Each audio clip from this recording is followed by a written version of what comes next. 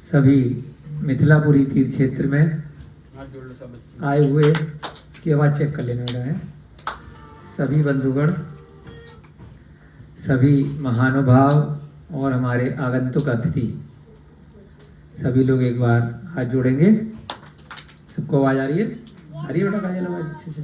वे महानुभाव, छात्रगण, अभिभावक, गुरुजन एवं आगंतुक अतिथिगण सभी लोग हाथ जोड़ेंगे। एक बार ओंकार मंत्र का मंगलाचरण करेंगे। नमो अरिहंताणं, नमो सिद्धाणं, नमो आयर्याणं, नमो वज्रायाणं, नमो लोहे सब साहुणं। जय बोलिए देवादिदेव प्रथम तीर्थंकर आदिनाथ भगवान की। अंतिम तीर्थंकर वर्तमान शासन नायक महावीर भगवान की। अनंतानंत सिद्ध परमेष्ठी भगवानों की। इस युग के प्रथमाचार्य श्री चारित्र चक्रवर्ती आचार्य भगवंत शांति सागर जी महान मुनिराज की। सभी को जय जिनेन्द्र, जय तु जुड़ंतो।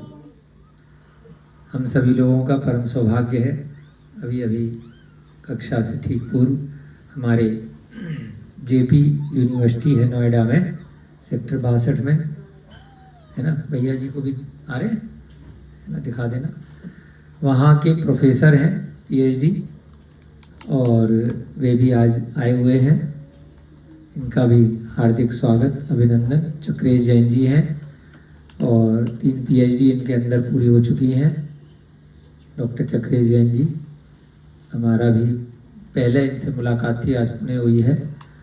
अभी 2 दिन पहले मुनिवर गुरुवर हमारे परम सागर महाराज जी के सानिध्य में एक अहिंसा विश्व के परिप्रेक्ष्य में संगोष्ठी हुई थी, तो यहाँ संस्था से भी, ज्ञानदानम गुरुकुल से विनय भैया, अभिषेक भैया जी गए थे, तो वहाँ मुलाकात हुई और पास में ही रहते हैं।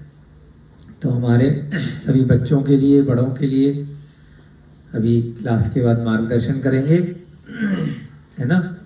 और सभी लोग भैया जी से सीखेंगे कुछ ना कुछ, 2 शब्द, मोटिवेट होंगे और प्रेरणा प्राप्त करेंगे किस प्रकार से हमें जैन दर्शन में जो भी हमने सीखा है उसके बाद हम किसी भी विद्या में, किसी भी व्यवसाय में हम अपना जीवोपार्जन अगर करते हैं, जीविका चलाते हैं, उसके बाद भी हमारी जड़ हमेशा अपने सम्यक दर्शन के साथ बनी रहनी चाहिए। जहाँ पर भी मौका मिले, अवसर प्राप्त हो, हमें वहाँ पर भूमिका अदा करनी चाहिए, पार्टिसिपेशन करना चाहिए। तो भैया जी ने भी जो परसों वहाँ पर पूरे दिन 2 दिन का कॉन्फ्रेंस चला, तो आर्टिफिशियल इंटेलिजेंस हमारे अहिंसा के परिप्रेक्ष्य में, उसके ऊपर वहाँ पर अपना उद्बोधन दिया, अपना लेक्चर दिया। वर्तमान समय में एआई का बहुत ज़्यादा प्रचार प्रसार चल रहा है, तो हर चीज़ को अपने जैन धर्म से कैसे हम लिंक कर सकते हैं। बहुत सारे सॉफ्टवेयर बन रहे हैं, बहुत सारा वीडियोग्राफी जैसे यहाँ पर भी यूज़ हो रही है, एडिटिंग भी होती है, डिजिटल भी बहुत सारी ग्रंथों का आजकल कॉपी का काम चल रहा है। तो किस प्रकार से जो नए युवा वर्ग हैं, बच्चे हैं, कॉलेज जाने वाले लोग हैं और घर पे रहने वाले बच्चे, बूढ़े, महिला इत्यादि हैं, उनको भी सुलभता से जैन धर्म के संस्कार प्राप्त हो जाए। टेक्नोलॉजी बढ़ने के साथ साथ लोग थोड़ा प्रमादी हो जाते हैं, आलसी हो जाते हैं, है ना? मोबाइल पे सब चीज़ें मिल जाएं, टीवी पे सब चीज़ मिल जाए तो जाना नहीं पड़े, तो आदत उस प्रकार से पड़ जाती है जैसा माहौल होता है। पहले फ़ोन नहीं थे तो लोग जाते थे, मिलते थे, पहले गाड़ी नहीं थी तो उस प्रकार से, चाहे साइकिल से जा रहे हैं, पैदल जा रहे हैं, तो अब जब जो चीज़ सुलभता से प्राप्त हो गई तो लोगों को फिर दूसरी चीज़ बहुत कठिन लगती है। तो ऐसे ही अभी वर्तमान में आर्टिफिशियल इंटेलिजेंस करके एक टेक्नोलॉजी आई है कि कंप्यूटर अपने आप से, अपने ज्ञान से, जो पूर्व अनुभव हैं उसके आधार से जान लेता है ना? आप गूगल मैप चलाते हैं सभी लोग आजकल, तो पहले नहीं था गूगल मैप तो कहीं जाते नहीं थे क्या, पूरे देश में जाते थे, विदेशों में भी जाते थे। लेकिन अब 10 मिनट की भी दूरी पे जाना हो तो भैया मैप चाहिए।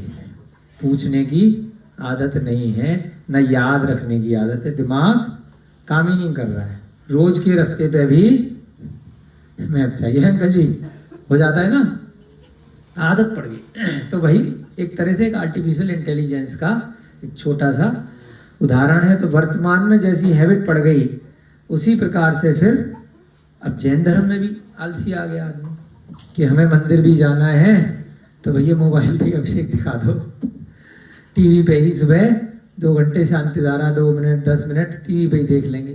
तो कभी कभी तो मजबूरी होती है, कोई बीमार है, कोई ऐसी बात है, लेकिन कभी कभी आदत पड़ जाती है। तो बहुत अच्छा टॉपिक है सर का, उस विषय पर हम इनका थोड़ा सा यहाँ पर भी बच्चे बड़े सब लोग सुनने का प्रयास करेंगे, है ना, थोड़ी देर की कक्षा के बाद। और हमारे सोम भैया जी के दीदी जी भी आए हैं, इनका भी हार्दिक अभिनंदन, स्वागत है। तो जो लोग नए जुड़े हैं तो YouTube पर एक चैनल है ना, किस हमारे नाम चल रहा है ना, गौरव जैन ठवर्षिया के नाम से, है ना। तो वहाँ पर सम्यक कौमुदी का संभवतः इन्होंने प्ले लिस्ट बना रखी है, प्ले लिस्ट बनाई हुई है। तो एक छोटा सा ग्रंथ है, छोटे छोटे ग्रंथ हम यहाँ पर स्वाध्याय की कक्षा में लेने का प्रयास करते हैं कई वर्षों से। जब हम नहीं होते हैं तो और जो शिक्षकगण हैं कुछ न कुछ यहाँ पे स्वाध्याय कराते रहते हैं, जिससे कि निरंतर जो छोटे बच्चों को बातें सीखने को मिल रही हैं वो तो छोटी छोटी चीज़ें, बाल बोध इत्यादि की कथाएं सिखाते हैं। और जो लौकिक ज्ञान है आपका पहली कक्षा से लेकर के 12वीं तक और उसके बाद कॉलेज, डॉक्टरी, इंजीनियरिंग, वो सब यहाँ पर ज्ञानदानम गुरुकुल में देने का प्रयास अलग अलग सेंटर पे करते रहते हैं। उसके साथ कुछ संस्कार की बात हो जाए जो बच्चे और बड़े दोनों लोग सीख सकें, तो उसके लिए सबसे आसान तरीका है कोई भी प्रथमा नियोग के ग्रंथ का स्वाध्याय कर लिया जाए या करा दिया जाए। जो लोग थोड़े से मैच्योर्ड हो गए, बड़े हो गए, सीख गए, तो स्वयं से स्वाध्याय करें। जो लोग थोड़े अभी पहली दूसरी कक्षा में चल रहे हैं धर्म की दृष्टि से, तो वो शुरू में आदत डालने के लिए, हैबिट डालने के लिए सुन लें। जैसे टीवी पे भी शंका समाधान इत्यादि महाराजों के प्रोग्राम आते हैं, विद्वानों के आते हैं, तो फिर जब आदत पड़ जाती है तो आप अपना ग्रंथ लो, फिर वहीं से स्वयं से शंका समाधान आप कर सकते हो। तो यहाँ पर भी हम लोग स्वाध्याय करते हैं और हम लोगों की भी एक सीमा है, तो गलतियाँ भरपूर होती हैं। उसके लिए हम सबसे पहले ही क्षमा प्रार्थी रहते हैं कि भाई जाने अनजाने में हम, क्योंकि इतने बड़े विद्वान नहीं हैं, थोड़ा बहुत पढ़ के अपने पूर्व जो हमने पहले कुछ आगे पीछे से पढ़ा है तो उसके अनुभव को लगा करके इसको एक्सप्लेन करते हैं, थोड़ा विस्तृत रूप में बताते हैं। तो कहीं कहीं कुछ कुछ गलतियां हो जाती हैं, भूल जाते हैं, ज्ञान का क्षय उपशम होने के कारण से कम ज़्यादा। तो उसमें अगर कहीं गलती रह गई है तो जो विद्वान लोग हैं उसे ठीक कर लें, या बाद में कक्षा के आगे पीछे हमें उसको ठीक करा दें। तो इस प्रकार से यहाँ पर हमारा एक छोटा सा ग्रंथ सम्यक कौमुदी का स्वाध्याय चल रहा है, जिस ग्रंथ में सम्यक दर्शन किस प्रकार से हो उसके लिए छोटी छोटी कथाएं, एक ही कथा है परंतु बीच बीच में छोटी छोटी कथाएं, उसमें थोड़ी सी संकलन किया गया है, जिससे कि ब्रेक ले लेकर के एपिसोड वाइज आप लोगों को समझ में आए। जिसको पूरा सुनना है तो YouTube पे निकल चुका है, वहां से सुन लें। जिसको जो बड़े लोग हैं तो ग्रंथ से भी स्वाध्याय कर सकते हैं, पीछे आगे का एक दिन में आपका बेस बन जाएगा। उसके बाद जिनकी रुचि जगह तो प्रथमा नियोग के चाहे इस ग्रंथ को लें या किसी भी अन्य ग्रंथ को लें, जैन धर्म के अंदर मूल रूप से अपनी दिगंबर रामनाय में ग्रंथों का भंडार है। हजारों लाखों ग्रंथ हैं, जिनमें से बहुत सारे ग्रंथों का आपका हिंदी भाषा में रूपांतरण हो चुका है, ट्रांसलेशन हो चुका है। आराम से आपको बहुत सारे जो ग्रंथ भंडार हैं, जो पुस्तकालय हैं, वहाँ से उपलब्ध हो सकते हैं। और पूजा, अभिषेक, अन्य नित्य क्रियाएं जो जैन धर्म में आप लोग सब श्रावकगण करते हैं, उसके साथ ही साथ स्वाध्याय भी एक बहुत महत्वपूर्ण अंग है जो सम्यक दर्शन को बढ़ाता है और मोक्ष मार्ग में सहायक होता है। तो जो भी लोग इस संसार के दुखों से मुक्ति को प्राप्त करना चाहते हैं, आगे बढ़ना चाहते हैं, हमेशा हमेशा के लिए इन कष्टों का निवारण चाहते हैं, वे सभी लोग स्वाध्यायी प्रेमी बने। ऐसी हम सबकी यहाँ पे भावना है। और उसी इच्छा के साथ में थोड़ा सा कल जो हमने पढ़ा था वो चर्चा करेंगे और उसके बाद आज की कक्षा आगे बढ़ाएंगे। एक अरहत दास सेठ नाम का एक मुनि भक्त है, बहुत अच्छा श्रावक है, जिसके पिताजी का नाम है जिनदत्त सेठ। और वह सम्यक दर्शन उसको किस प्रकार प्राप्त हुआ उसकी कथा अपनी पत्नियों को बता रहा है। पत्नी को नहीं, पत्नियों को। पूर्व के काल में बहुत सारी पत्नियां होती थी, परंतु विधि पूर्वक ही उनसे विवाह करते थे। ऐसा नहीं है किसी पे भी मन आया और ले आए, जिनके साथ रीति रिवाज के अनुसार विवाह होगा। स्त्री के लिए आज भी एक ही विवाह बताया है और अनादि काल से एक ही विवाह, जो शील व्रतों का पालन करने वाली जो स्त्रियां हैं वह एक से अधिक विवाह नहीं कर सकती, चाहे उनके पति का देहांत ही क्यों ना हो जाए, चाहे वह विधवा बन जाए या फिर उनका पति कोढ़ी हो जाए, कोई रोग हो जाए, कहीं चला जाए, छोड़ के चला जाए, परंतु किसी भी शर्त पर जो अच्छी स्त्रियां हैं, जो अपने ब्रह्मचर्य का पालन करती हैं, उनके लिए एक से अधिक विवाह वर्जित बताया। पुरुषों की दृष्टि से एक से अधिक विवाह देश काल के कानून के ऊपर ना जाए। अभी वर्तमान में भारत देश में कानून है कि एक से ज्यादा मुस्लिम पर्याय को छोड़ करके नहीं कर सकते, है ना, उनके कानून के अलावा बाकी लोग नहीं कर सकते। तो देश क्षेत्र काल का भी आपको पालन करना है और जैन धर्म के हिसाब से आपको भूतकाल में, मतलब दोनों में से कोई भी चीज गलत ना हो। भले जैन धर्म में अलाउ कर रखा है, लेकिन जिस क्षेत्र पे आप रह रहे हो, जिस काल में आप रह रहे हो, वहां अगर अनुमति नहीं है तो फिर जेल जाओगे, तो वो काम नहीं करना जबरदस्ती का। तो वहां पर पुरुषों को अनुमति है, परंतु रीति रिवाज के साथ हो, विधि विधान के साथ में हो तभी, है ना। बिना अनुमति के, बिना परिवार की अनुमति के, बिना दोनों परिवारों की अनुमति के, बिना प्रॉपर तरीके से जो उसकी पूजा विधान इत्यादि होते हैं उसके बिना नहीं बताया है, तभी विवाह कर सकते हैं। तो यहाँ पर भी जो अरहत दास सेठ है उसकी 8 पत्नियां थी, उनमें से सबसे छोटी पत्नी है कुंदलता। उसने अपने पति से पूछा कि आपको सम्यक दर्शन किस प्रकार हुआ, तो उसने एक कहानी बताई कि जब मैं छोटा बच्चा था, मेरे पिताजी जिनदत्त थे और वे एक बार जंगल में रास्ते मुझे लेकर के जा रहे थे। अरिहंत भगवानों का एक मंदिर है, वहां पर प्रतिमा के दर्शन के लिए, मुनि महाराजों के दर्शन के लिए रास्ते में मार्ग में एक सूली पे चढ़ा हुआ व्यक्ति मिला, जो उस नगर का चोर था, सप्तव्यसनी था। परंतु मेरे पिताजी को उस पे दया आ गई, उसका अंत समय चल रहा था और मरते समय उसको रमोकार मंत्र उस चोर को सुना दिया। उस रमोकार मंत्र का उच्चारण करते करते वह चोर मृत्यु को प्राप्त हो गया। पूरे जीवन भर उसने बहुत अत्याचार करे, बहुत व्यसन किए, ऐसा कोई व्यसन नहीं था वो नहीं किया। उसके बाद भी रमोकार मंत्र के प्रभाव से मृत्यु के उपरांत तुरंत उसका जब अगली पर्याय में जन्म होता है तो वह स्वधर्म स्वर्ग में जाकर के एक देव बन जाता है। वहां जाकर के अवधि ज्ञान से वो जान लेता है कि किसने मेरे ऊपर उपकार किया, किसने वह रमोकार मंत्र मुझे दिया जिसकी वजह से मैं आज यहाँ पहुंचा हूं। इधर जिस सेवकों ने उस चोर को सूली पे चढ़ाया था, वहां पर जब जिनदत्त सेठ को रमोकार मंत्र सुनाते हुए उस चोर से वार्तालाप करते हुए देखा तो राजा को खबर कर दी कि हमने चोर के पास में एक आदमी को बातचीत करते हुए देखा है, अवश्य चोरी का माल भी इसी के पास मिलेगा, उसका कोई दोस्त होगा ही। तो राजा ने आज्ञा दी कि जाओ, जो उससे बातचीत कर रहा है उसको भी घर से उठा लाओ और उसको भी सूली पर चढ़ा दो। तो राजा के सेवक सैनिक जिनदत्त को उठाने के लिए उसके घर पहुंचते हैं और इतनी जल्दी ही जो स्वर्ग में देव बना था, किसकी कृपा से बना था? जिनदत्त की। और जिनदत्त को भी उठा करके सेना जो सैनिक थे वो ले गए।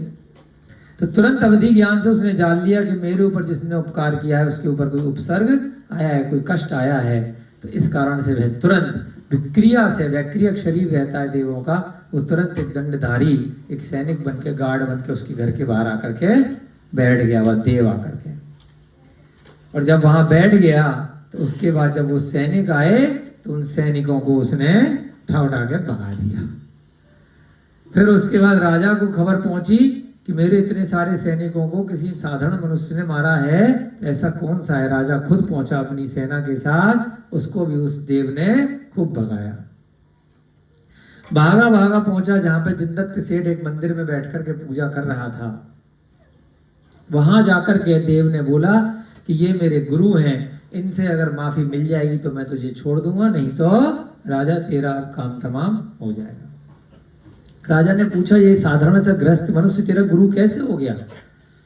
तो पूरी कथा उसने बता दी कि कल जिसको तुमने सूली पे चढ़ाया था मैं वही चोर हूँ, और अब मैं स्वर्ग से आया हूँ और इन्होंने मुझे नमोकार मंत्र सुनाया था, तो इसलिए ये मेरे गुरु हैं, ये तुझे माफ कर देंगे तो मैं तुझे छोड़ दूंगा।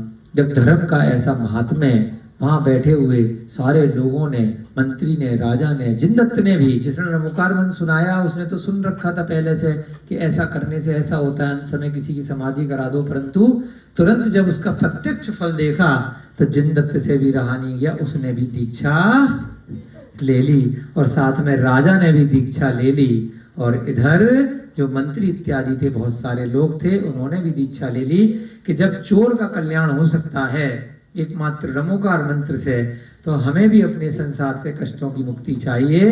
तो जिनेंद्र भगवान के जो कथन है इसमें वैराग्य को हम धारण करके अभी से अपने कल्याण के मार्ग पे निकल सकते हैं।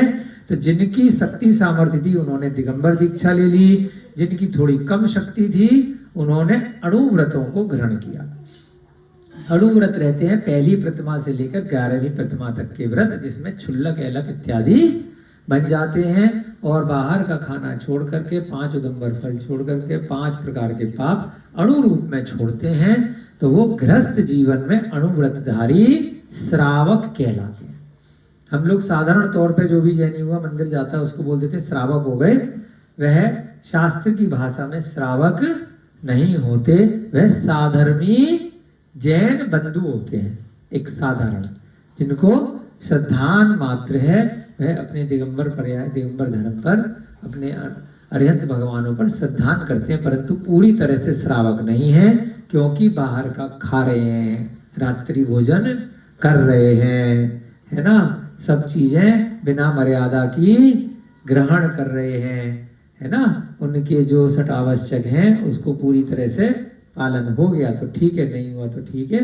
तो इस प्रकार से डावाडोल स्थिति चल रही है, तो इसलिए वह पूरी तरह से श्रावक नहीं कहलाते। श्रावक कौन कहलाते हैं? जिन्होंने प्रतिमाओं के व्रत ले लिए, श्रद्धावान, श्र से श्रद्धावान, व से विवेकवान और का से क्रियावान। क्रिया भी करनी पड़ेगी।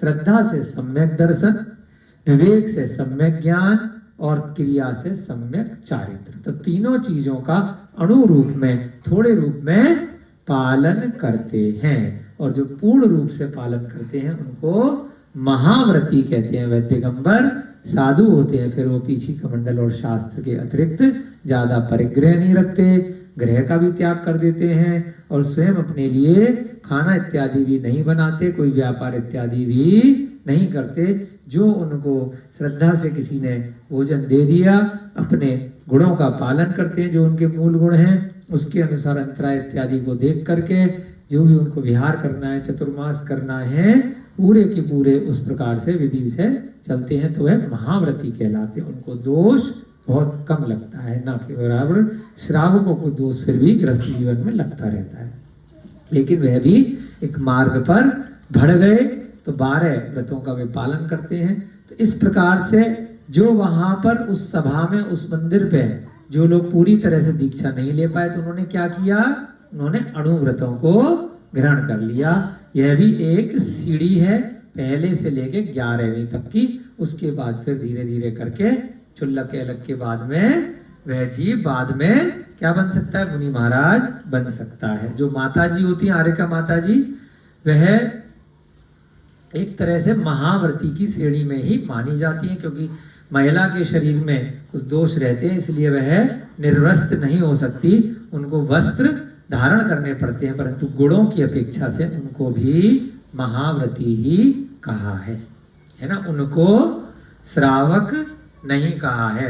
आर्यका माता जी होती हैं। कई बार कंफ्यूजन रहता है कि खाली दिगंबर साधुओं को महाव्रती बोला तो माता जी हैं, ज्ञानवती माता जी वगैरह जो भी माता जी होती है ना, तो उनको हम 11वीं प्रतिमा बोलेंगे कि नहीं। उनको भी बहुत बार ऐसा उदाहरण आया है शंका समाधान में, और कई लोगों ने, कई विद्वानों ने बताया है कि नहीं, वो प्रतिमाधारी नहीं है, वह भी पर्याय की अपेक्षा से भले मुनि महाराजों से कम है, पुरुष की जगह स्त्री है, परंतु वे सभी भी महाव्रती ही रहती हैं, उनको भी कम नहीं मानना चाहिए। तो यहाँ पर सारी चर्चा होने के बाद भी कुंदलता जिसने प्रश्न पूछा था वो थोड़ी सी अविवेकी थी, उसको अभी भी विश्वास नहीं हुआ, और उसने कहा अपने पति से कि तुम सब झूठ मूठ बोल रहे हो, मैं नहीं मानती, ऐसा कुछ हो सकता है, ये तो सब जादू वादू की मैजिक वाली बातें हैं, है ना, टाइम पास, जैसे वो कार्टून की पिक्चर दिखाते हैं, है ना। बहुत सारे लोग जैसे रामायण महाभारत को झूठा बोलते हैं ना, राजनीतिक लोग,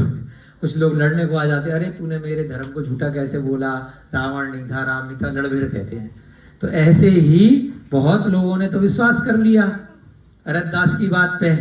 वहां पर पेड़ पे चढ़ के चोर भी बैठा है ना, उस चोर का बेटा जिसका देहांत हो गया था, दूसरा मंत्री ने दीक्षा ले ली तो मंत्री का भी बेटा नया मंत्री बन गया, वो भी सुन रहा है कहानी।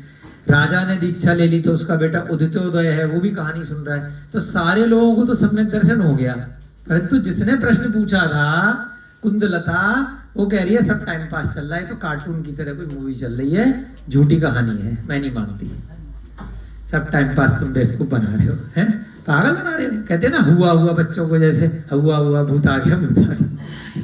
तो बीवी कहती है पागल बना रहे, मैं नहीं मानती। तो अब ये सुनकर के राजा को, जो चोरी छुपे सुन रहा था, मंत्री सुन रहा था, उन तीनों को आ जाता है गुस्सा कि यार इतनी बढ़िया बढ़िया कहानी सुनाई है, और हमने प्रत्यक्ष देखा है कि जिनदत्त ने भी दीक्षा ली थी, मेरे पिताजी ने भी ली थी, राजा कह रहा, मंत्री का बेटा कह रहा मेरे मंत्री ने भी ली थी, बात में तो दम है, मैं तो छोटे बच्चे थे लेकिन हमारे सामने ये घटना हुई थी, तो ये क्यों नहीं मान रही है इसकी अपनी पत्नी होकर के, जहां इतने दूर के लोग इसकी बात पे विश्वास कर रहे हैं, है ना।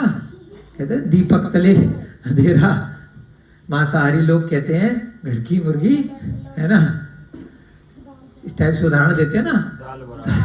बोले क्या भैया नॉन वेज का दोष लगेगा, हाँ।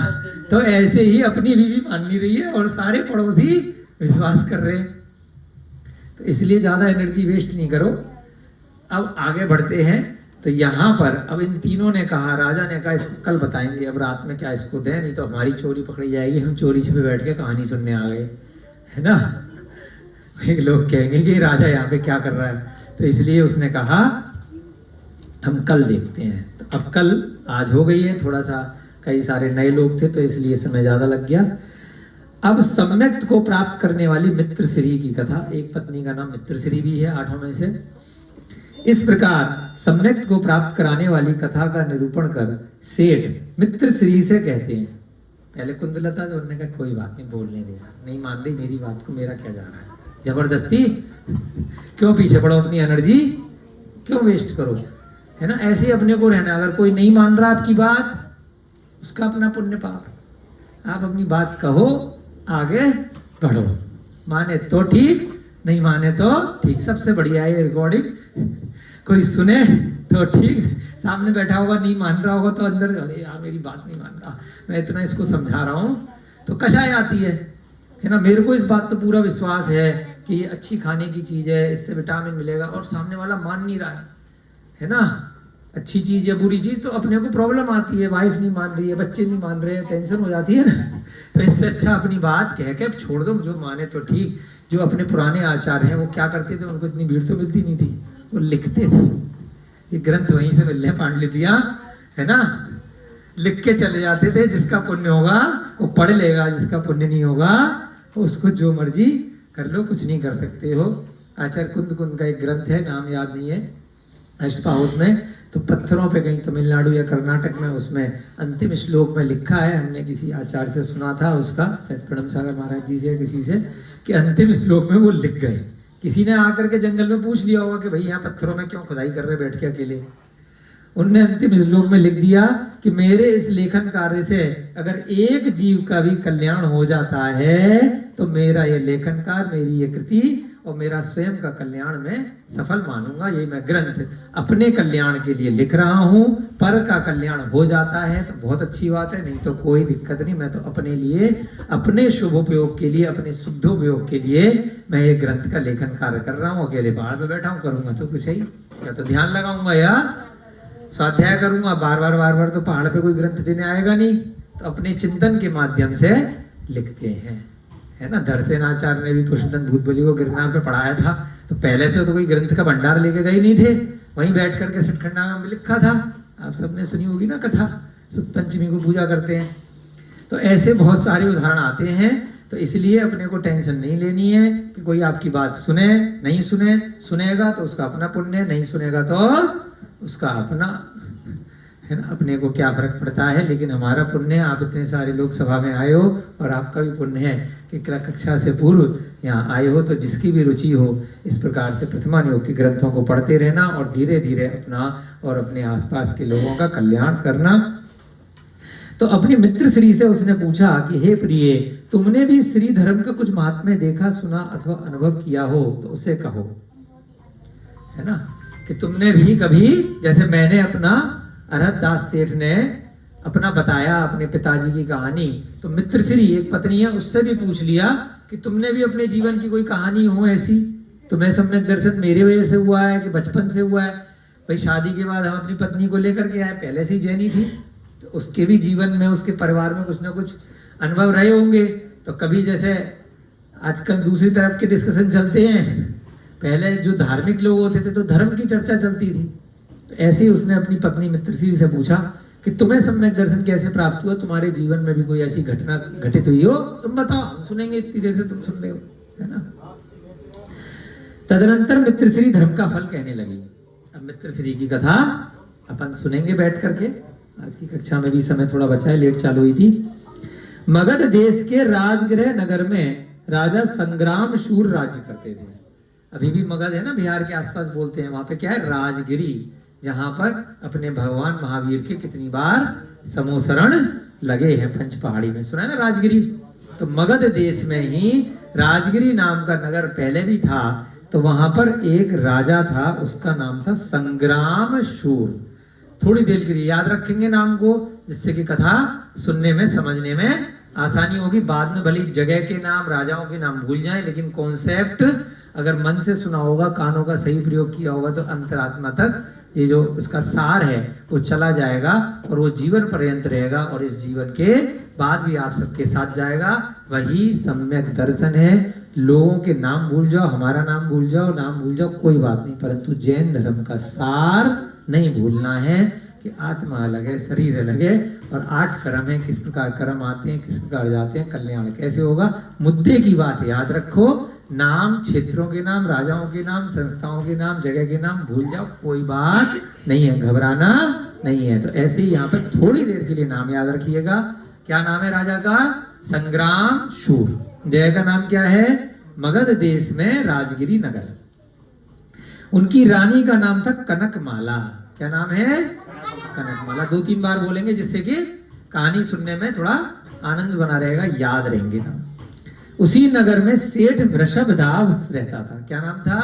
वृषभदास, जो महान सम्यक दृष्टि था।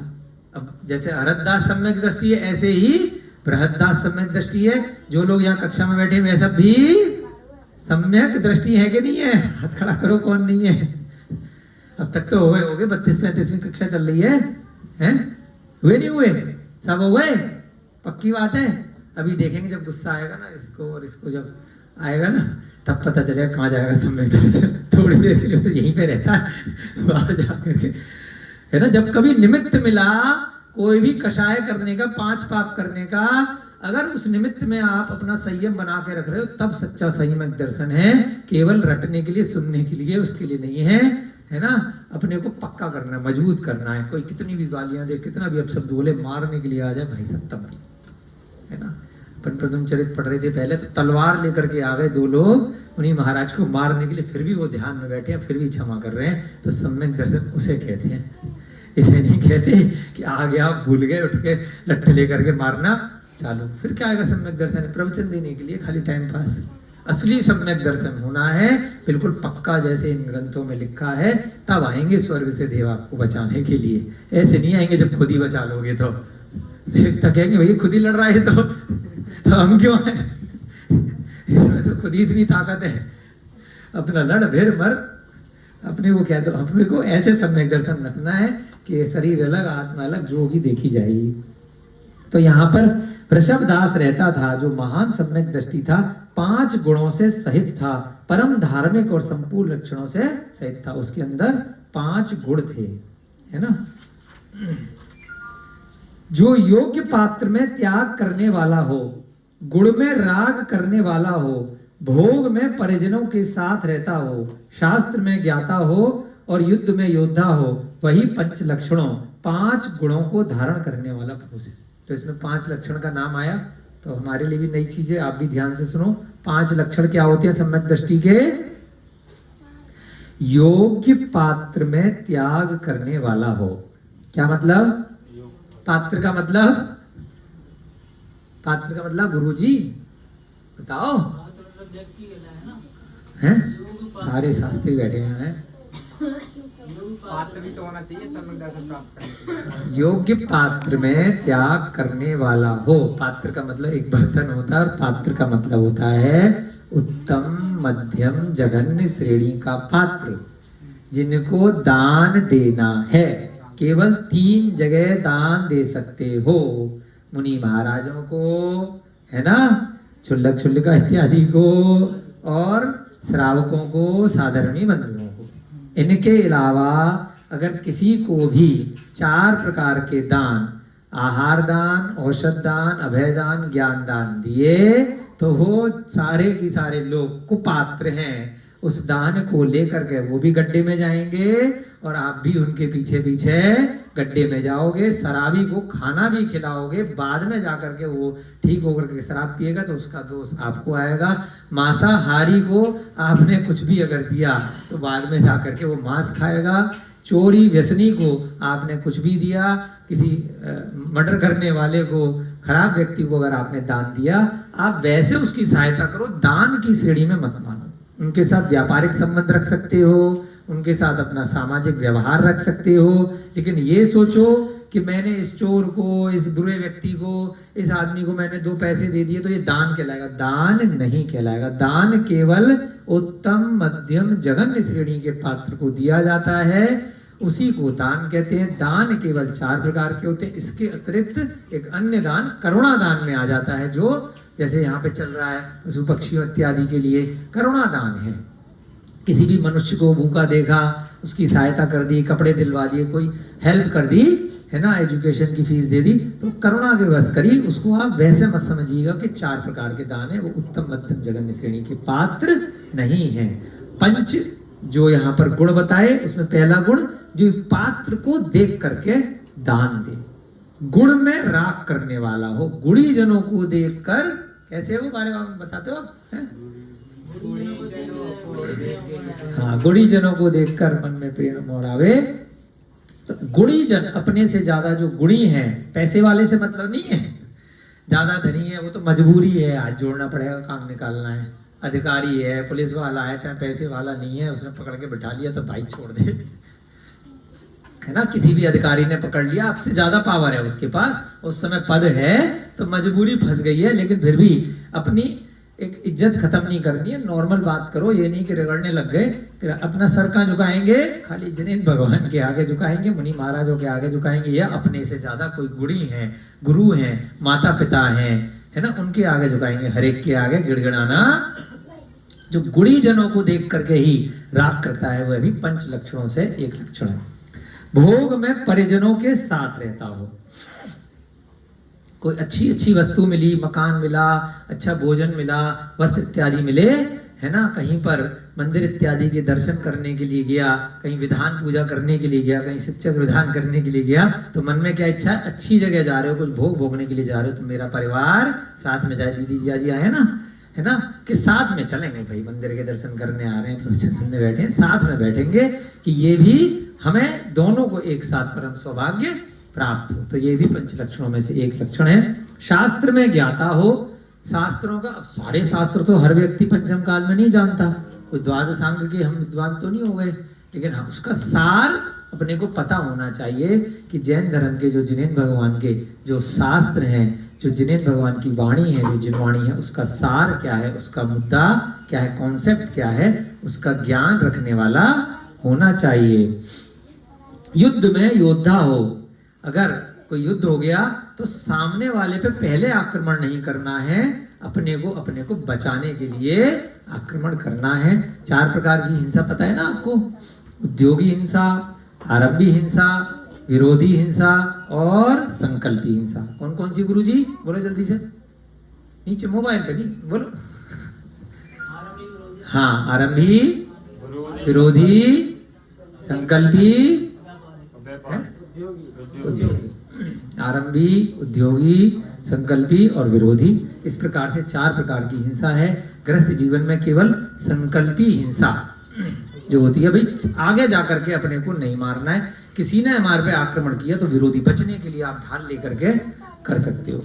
गृहस्थ जीवन का व्यापार इत्यादि कर रहे हो तो आरंभ परिग्रह लगेगा, साफ सफाई करोगे, व्यापार करोगे, गाड़ी से आओगे जाओगे, है ना, बहुत सारा कंस्ट्रक्शन करना पड़ेगा, मंदिर बनाना पड़ेगा, घर बनाना पड़ेगा, तो इससे आरंभी हिंसा हो गई। आपकी उद्योग कर रहे हो, व्यापार इत्यादि कर रहे हो, तो ये सब आपकी उसमें भी आ गई हिंसा। भाई जो व्यापार है, कपड़ा बन रहा है, चीजें बन रही हैं, खेती कर रहे हो, तो ये सब 3 प्रकार की हिंसा। इसमें क्षणिक कम हिंसा होती है, इसके बिना आपका कार्य नहीं चल पाएगा। लेकिन आगे बढ़ करके आपने मारना नहीं है, मन वचन काय से कि भैया मैं तुझे मारने के लिए जा रहा हूँ, मैं तुझे नहीं छोड़ूंगा, और सच में मार देना। केवल भाव से भी आपने अगर किसी जीव के लिए मारने का सोच लिया, तो यशोधर राजा का चरित्र आप सब बच्चों को पता है, आटे का मुर्गा में क्या हुआ था, कितने भवों तक बह के उसने कौन सी तिरंज पर्याय में गया।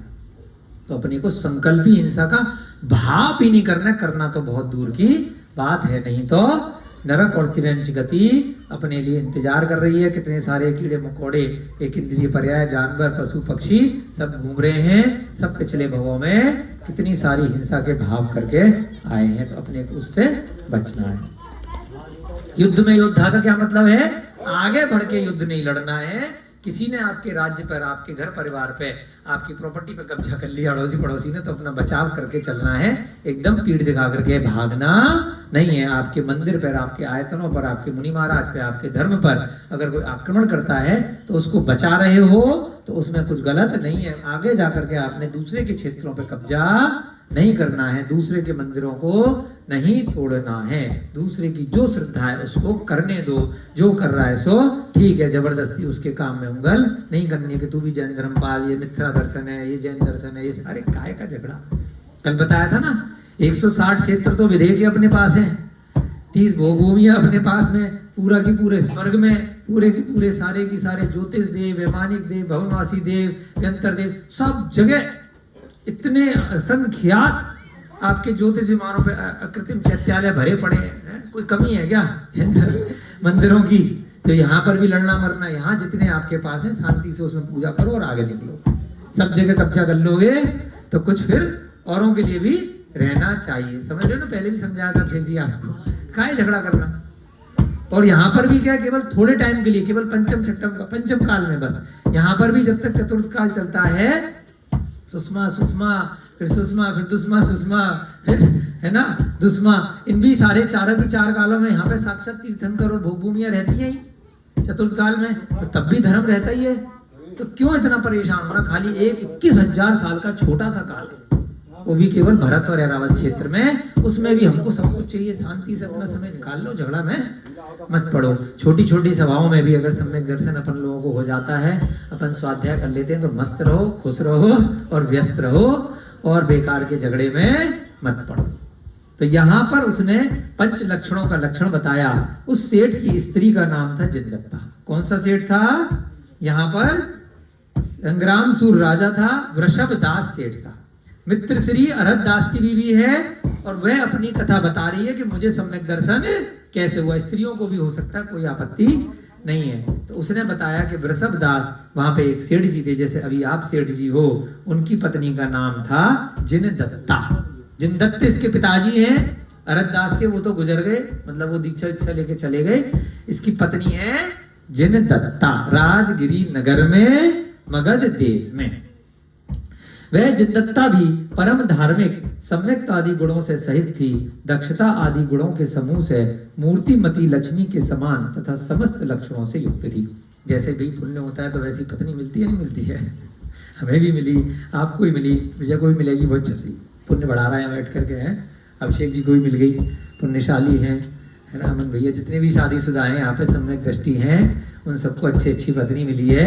यहाँ पर भी वृषभ दास को बड़ी अच्छी पत्नी मिली थी, सम्यक दृष्टि जिनदत्ता, जो आज्ञाकारिणी थी। आहा, ये तो सो जा भैया, किस्मत खुल जाए। आज्ञा तो मानती है, मान लेती है बेचारे पति, हम भी, है ना? आज्ञाकारिणी थी, संतुष्ट थी, दक्ष थी, साध्वी थी, पतिव्रता है और विदुषी है। इन्हीं गुणों से युक्त स्त्री लक्ष्मी कहलाती है। इसमें संयम संशय नहीं है। कौन कौन सी आप चेक कर लेना अपने घर जाकर के। संतुष्ट रहे, ज्यादा ज्वेलरी की डिमांड नहीं करे, इधर तनख्वाही और इधर सामान, ये चाहिए वो चाहिए, ऐसी स्त्री कोई नहीं होती है ना? सब बढ़िया स्त्री होती है, उनको कोई पैसे नहीं चाहिए होते। साधु भी बिल्कुल साधु की तरह रहती है। आहा, पतिव्रता तो रहती है सब। विदुषी, विद्वान होती है बहुत, और आज्ञा मानती है पति की। आज्ञा मानते हो ना, यहाँ लेकर के आए तो चल दिए अपने साथ में, है ना?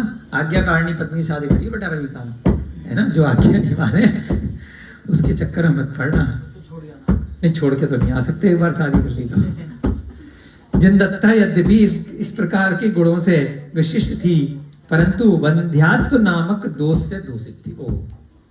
उसके अंदर सारे गुण थे, परंतु वंध्यात्व थी। वंध्यात्व शायद होता है किसी भी उपाय से उसके पुत्र नहीं होता था। होता है ना, आजकल तो IVF टेक्नोलॉजी और बहुत सारी, है ना, टेक्नोलॉजी आ गई है। टेस्ट ट्यूब बेबी बाहर जाकर ले आओ, नहीं तो गोद भी ले सकते हो, पहले भी लेते थे। तो वंध्यात्व बोलते हैं उसको, कि जिस पत्नी के, है ना, पुत्र नहीं होता, बच्चा नहीं होता।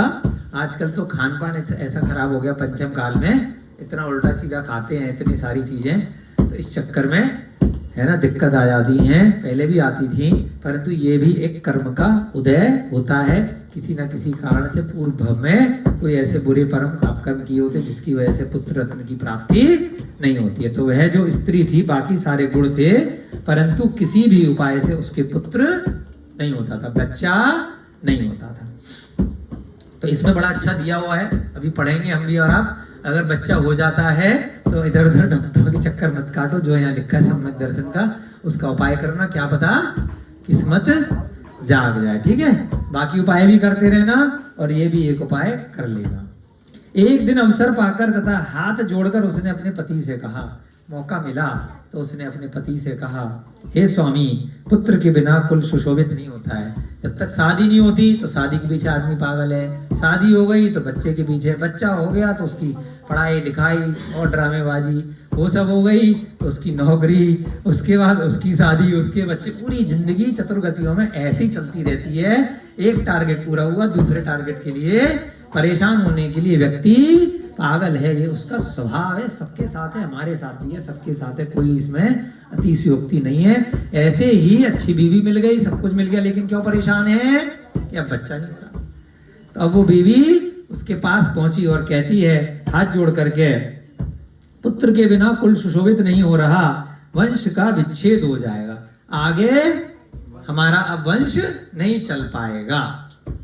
संतान की वृद्धि के लिए फिर भी दूसरा विवाह करने योग्य। वो पत्नी खुद कह रही है आगे बढ़ के कि अगर आप चाहो तो मेरे बच्चा नहीं हो रहा है, आप दूसरा विवाह क्यों नहीं कर लेते, आपको मेरी तरफ से कोई भी प्रॉब्लम नहीं है। उस समय के काल के हिसाब से अलाउ होगा, तो भाई आप चाहो तो दूसरा विवाह कर लो, अभी मत खुशो रविकांत, अभी तो एक ही नहीं हुई है ना।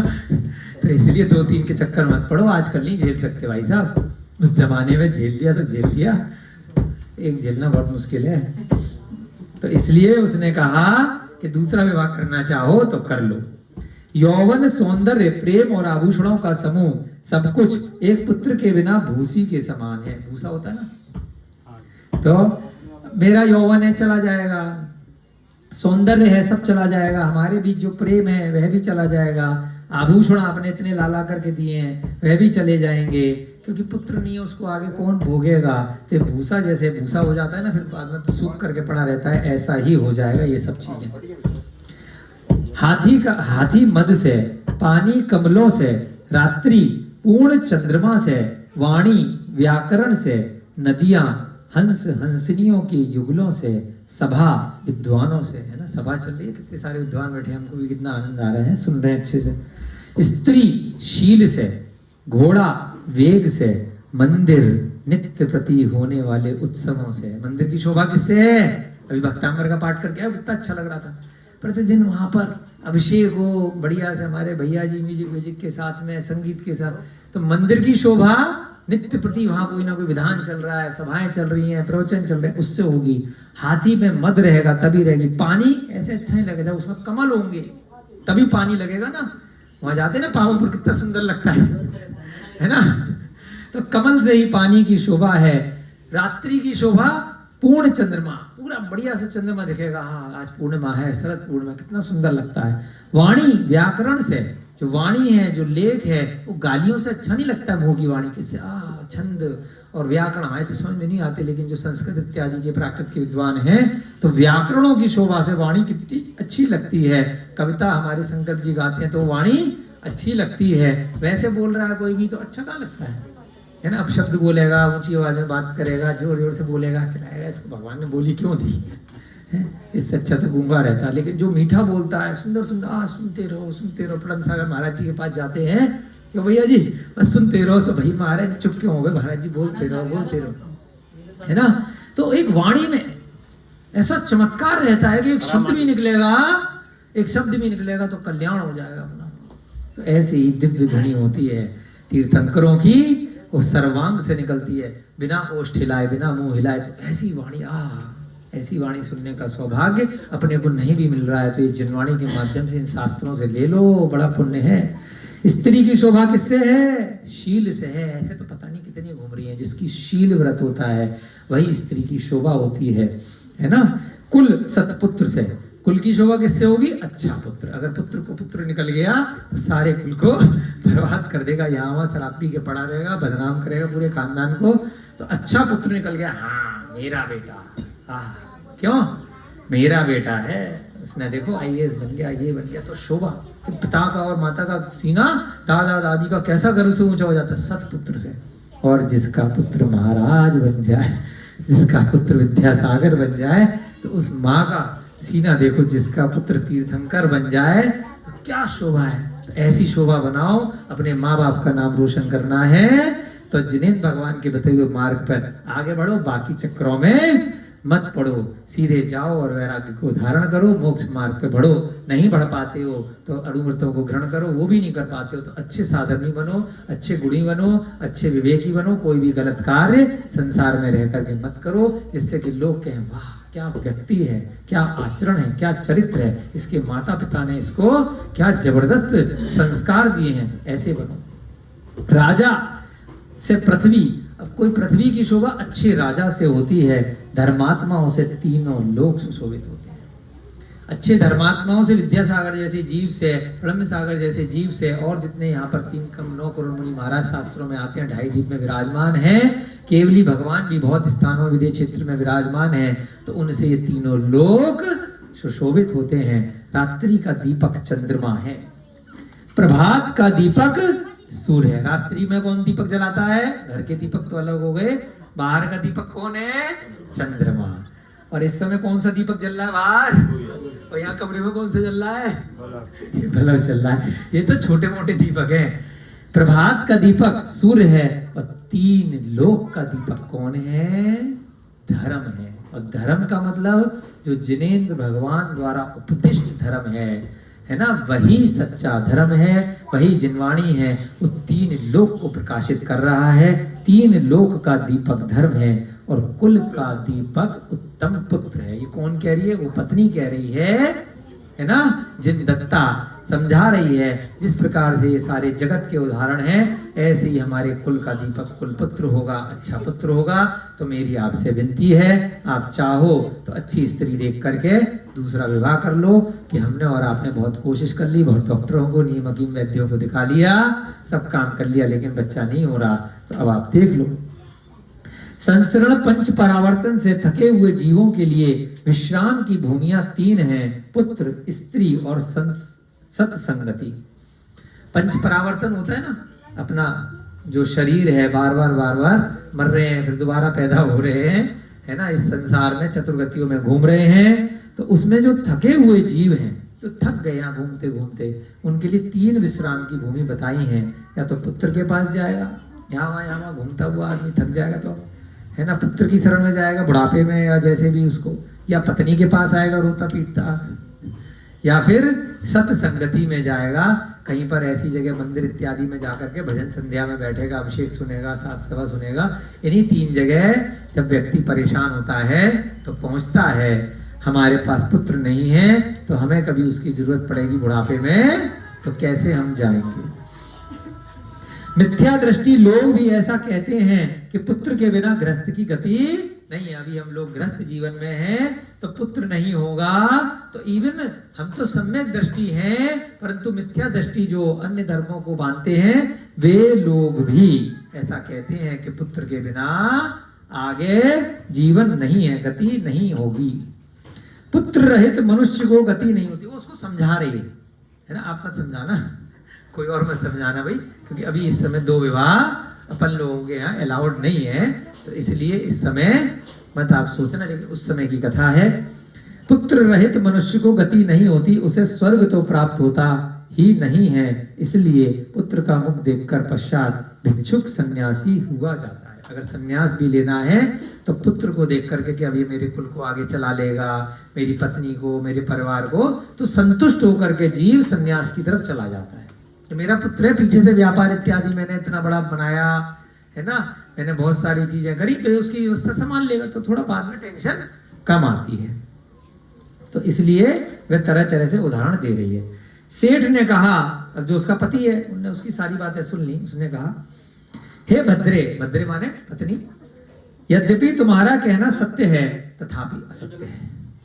सत्य भी है, असत्य भी है, अनेकांतवाद है ना, है भी, स्याद अस्ति स्याद नास्ति, है ना, पता है ना सप्तभंगी का सिद्धांत गुरुजी, स्याद अस्ति स्याद नास्ति स्याद अवक्तव्य। शास्त्री लोग बोला करो यार, है ना, रट रट के आए हो मथुरा 84 और सांगानेर से, यही है ना।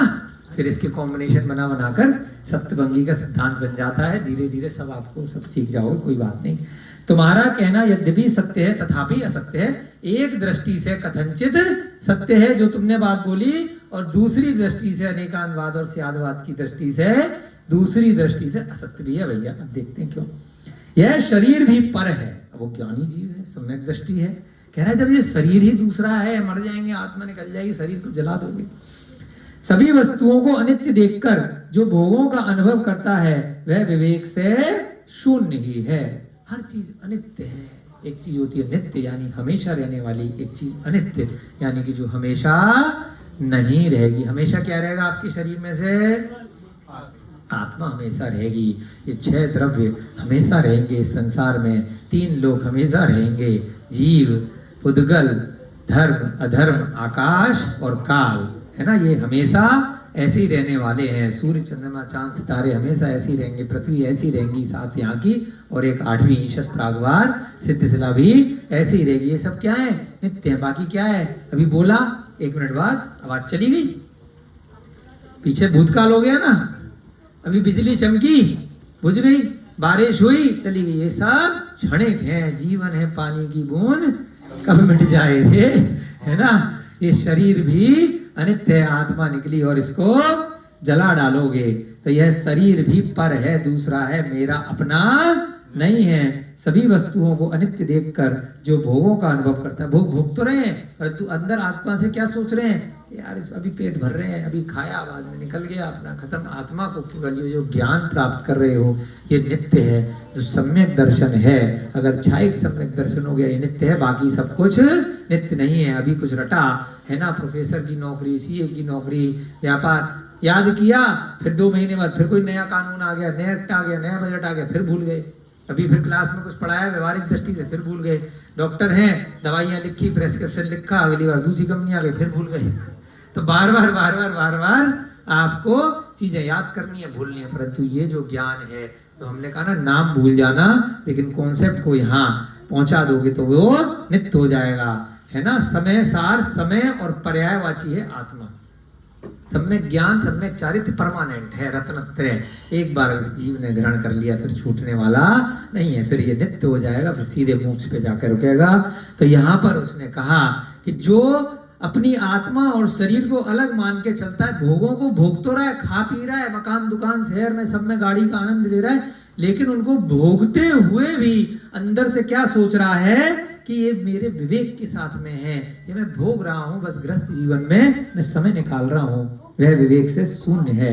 फिर सेठ ने कहा कि मेरे 70 वर्ष पूरे हो चुके हैं, बस 5 मिनट रह गए आज की कक्षा में, उसके बाद भैया जी 70 साल का हो गया है वो सेठ।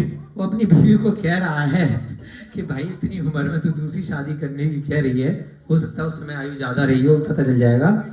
अतः विवाह करना उचित नहीं है ना, बुढ़ापा आ गया है, अब 70 साल की उम्र में विवाह करके कोई फायदा नहीं है। दूसरा, वृद्धा अवस्था में धर्म को छोड़कर यदि ऐसा किया जाता है, विवाह किया जाता है, तो लोक में मोह की महिमा, हंसी और विरुद्धता होगी, है ना।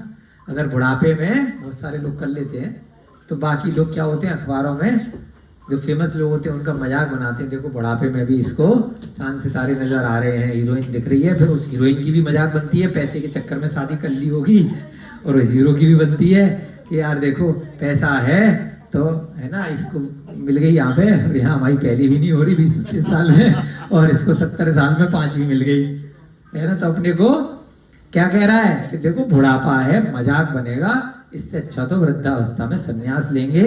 तो इस प्रकार से अब ये कथा धीरे धीरे कल आगे बढ़ाएंगे कि किस प्रकार से वह जो वृषभ दास सेठ है और उसकी पत्नी है जन्नता, उन दोनों का संवाद चल रहा है। उस संवाद में हम कहीं ना कहीं स्वयं के लिए भी, अपने लिए भी सम्यक दर्शन को किस प्रकार बढ़ाया जाए, वो हम आगे बढ़ेंगे। और पूर्ण विश्वास के साथ में हम लोग भी इस सम्यक कौमुदी ग्रंथ के साथ में अपना सम्यक दर्शन, सम्यक ज्ञान, सम्यक चारित्र आगे बढ़ाएंगे। तब तक के लिए सभी को जय जिनेन्द्र। अब हम भैया जी से आग्रह करेंगे कि 2 मिनट वह अपने कुछ शब्दों के साथ में आप लोगों का ज्ञान का प्रकाश बढ़ाएं। सभी को हमारी तरफ से जय जिनेन्द्र।